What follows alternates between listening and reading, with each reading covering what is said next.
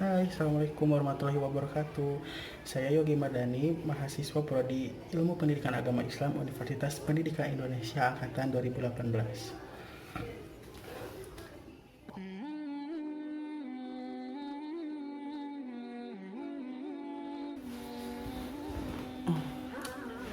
Alhamdulillahirrabbilalamin. Wassalatu wassalamu ala asrofil anbiya'i wal mursalin wa ala alihi wa sahbihi ajmain. Robbi sholli sholli wa yassirli amri wa hlul 'uqdatam min lisani yafqahu qawli. Amma ba'du. Pada kesempatan kali ini saya akan menjelaskan tentang evaluasi dalam pendidikan Islam.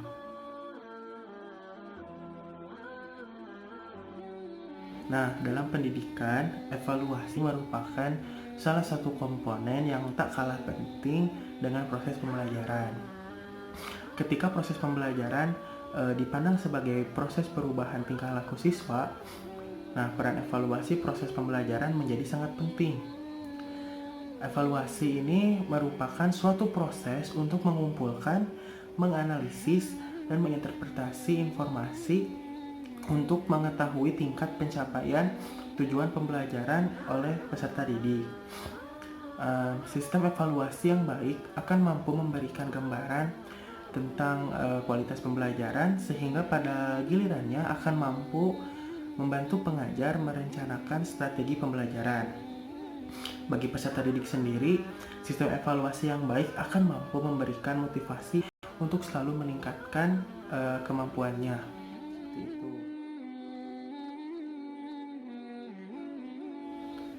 Nah, kemudian kita berlanjut ya ke pendidikan Islam. Nah, pendidikan Islam ini merupakan jenis pendidikan yang memiliki pengaruh baik bagi perilaku siswa.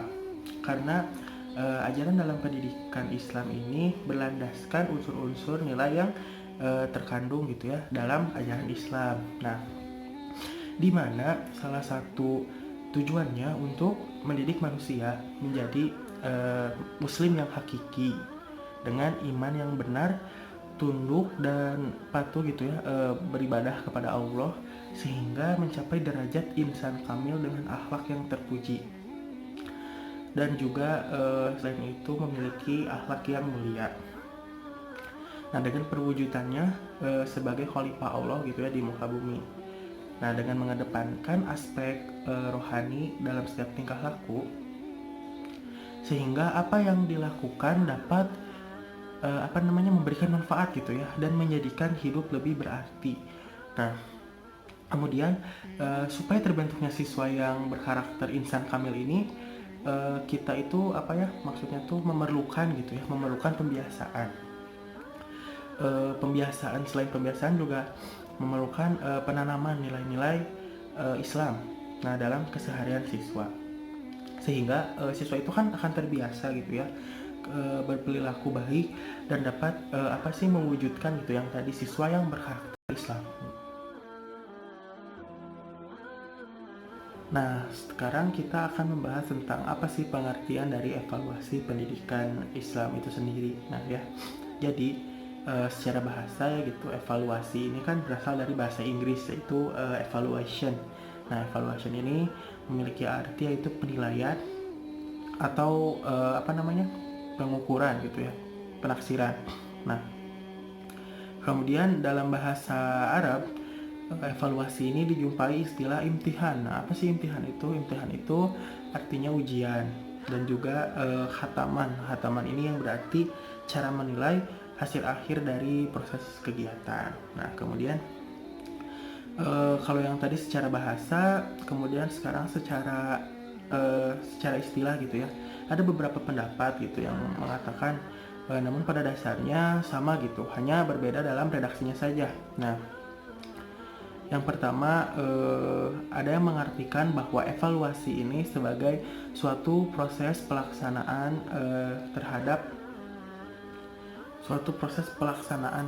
penaksiran gitu ya, penaksiran terhadap kemajuan, pertumbuhan dan perkembangan peserta didik.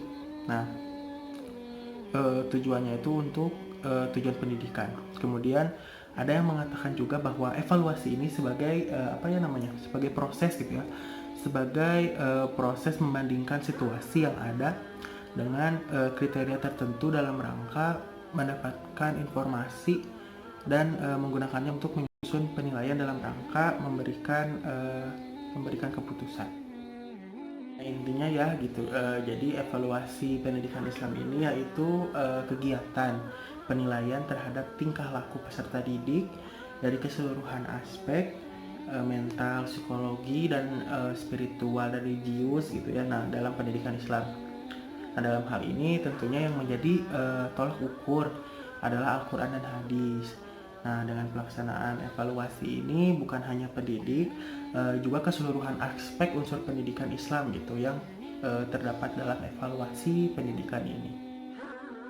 Setelah itu kita akan membahas tentang prinsip-prinsip evaluasi dalam pendidikan Islam. Nah, evaluasi pembelajaran dalam pendidikan Islam dapat dikatakan terlaksana gitu dengan baik apabila dalam proses pelaksanaannya mengacu kepada prinsip-prinsip evaluasi pembelajaran yang berlandaskan nilai-nilai ajaran Islam. Nah, diantaranya adalah yang pertama. Yang pertama ada menyeluruh atau komprehensif. Nah, pelaksanaan evaluasi pembelajaran dikatakan baik apabila dilaksanakan secara utuh, menyeluruh, mengungkap semua aspek kognitif, afektif, dan juga psikomotornya, termasuk menyangkut kauliyah, fi'liyah, dan macam-macam lainnya. Nah, evaluasi hasil belajar yang baik adalah yang dilakukan secara kontinuitas, teratur, dan saling berkesinambungan. Nah, dengan demikian evaluator dapat menemukan informasi gitu ya yang memberikan gambaran perkembangan peserta didik dari awal mula mengikuti program sampai mengakhiri program. Nah, selain itu evaluator pun dapat memperoleh kemantapan gitu ya dalam menentukan langkah-langkah atau kebijakan-kebijakan yang perlu diambil di fase selanjutnya. Nah, guna kenapa seperti itu gitu ya? Jadi untuk tujuan gitu, tujuan instruksional khususnya itu dapat tercapai.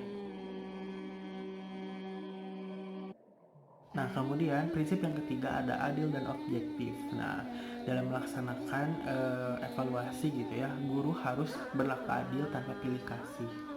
Evaluasi harus mempertimbangkan rasa keadilan bagi peserta didik dan objektif gitu ya, berdasarkan kenyataan yang sebenarnya. Tidak boleh dipengaruhi gitu oleh hal-hal yang bersifat emosional dan irasional. Jangan karena kebencian menjadikan evaluasi tidak objektif gitu ya. Jadi kata adil dan objektif ini memang mudah diucapkan tetapi sulit gitu ya untuk diterapkan. Nah, meski demikian kewajiban manusia gitu ya adalah harus berikhtiar kan. Nah, jadi semua peserta didik ini harus dilakukan sama gitu ya, tanpa pandang bulu, sama adilnya, sama rata. Nah, kemudian guru juga hendaknya bertindak secara objektif gitu ya, apa adanya, tidak melebih-lebihkan gitu ya, atau pokoknya apa adanya gitu, sesuai dengan kemampuan peserta didik. Nah, oleh sebab itu ada sikap like and dislike. Nah, like and dislike ini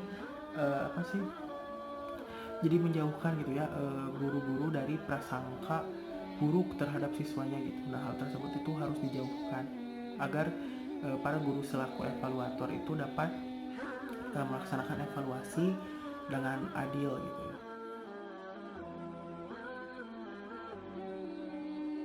Nah, kemudian prinsip berikutnya adalah valid. Yang keempat ya, ada valid. Nah, jadi evaluasi itu kan harus mengukur apa yang seharusnya diukur dengan menggunakan alat tes yang sahih gitu ya, misalnya, dan terpercaya. Nah, artinya antara alat ukur dengan fungsi pengukuran dan sasaran pengukuran ada keselarasan gitu ya. Jadi ada kesesuaian di dalamnya. Makanya prinsip yang keempat ini yaitu valid gitu. Jadi benar-benar cocok gitu ya antara apa yang diukur gitu dengan hasilnya gitu, seperti itu. Nah, untuk prinsip yang kelima ini ada praktis. Nah, jadi dalam evaluasi ini harus mudah dimengerti dan digunakan oleh guru, baik itu menyusun alat evaluasinya maupun menggunakan alatnya. Nah, maka dari itu ada beberapa indikator gitu yang menyebabkan evaluasi ini mudah digunakan, yakni yang pertama ada hemat waktu, biaya, dan tenaga. Kemudian yang kedua ada mudah diadministrasikan. Nah, kemudian yang ketiga ada mudah men-skor dan mengolahnya. Kemudian yang keempat ini yaitu mudah ditafsirkan.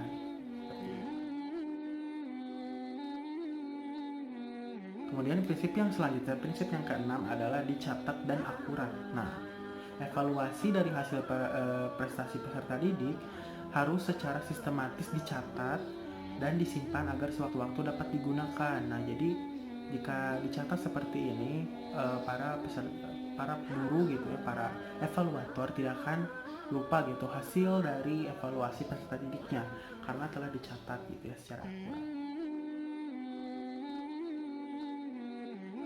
Kemudian prinsip yang ketujuh adalah tujuan yang dicapai gitu ya. Nah, jadi pendidikan Islam ini bertujuan untuk mendidik individu agar berjiwa bersih dan suci, kemudian agar mampu menjalin hubungan terus-menerus dengan Allah, lalu mengantarkan individu ini untuk mencapai kematangan emosional, lalu mendidik individu untuk bertanggung jawab, menumbuhkan dalam diri individu juga rasa